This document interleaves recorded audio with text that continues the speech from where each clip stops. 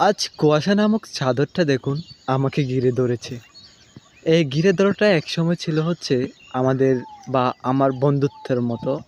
অর্থাৎ একসময় আমার বন্ধুরা আমি যাদের সাথে খেলাধুলা করতাম তারাও একসময় আমরা কত সুন্দর একজন আরেকজনকে ঘিরে ধরে দিন কাটাতাম।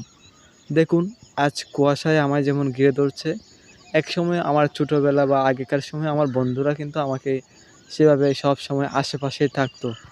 কিন্তু আমি যত বড় হতে থাকলাম তত যেন এই কুয়াশাটা অর্থাৎ বন্ধুত্বের সম্পর্কটা যেন কেমনে দিন দিন দূরের দিকেই চলে যেতে লাগলো।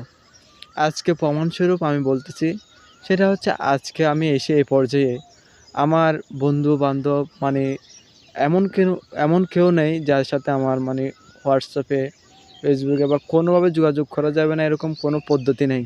কিন্তু দেখুন তবু এই কুয়াশার চাদরটার মতো তারা দেখেও না দেখার মতন করে এই ঠিকই কত সুন্দর দিন পার করতেছে।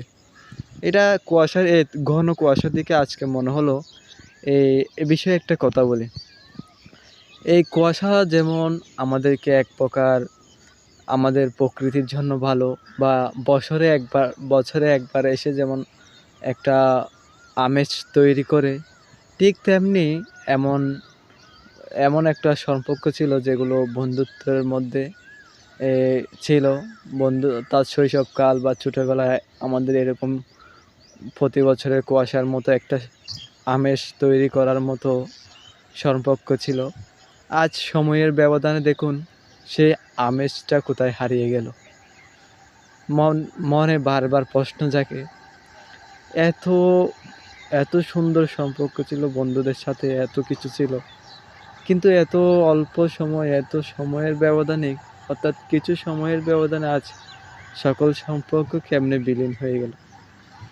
অর্থাৎ আমি মূলত শুধু আমার বন্ধুত্বটাকেই বোঝাতে চাচ্ছি না, আমি বোঝাতে চাচ্ছি যত বন্ধুত্ব আছে বেশিরভাগই এরকম এখন সময়ের ব্যবধানে অনেক দূরে চলে গেছে বন্ধুরা। এখন একদম ধরতে গেলে সবাই যার যার স্থানে আমরা একাই লড়ে যাচ্ছি।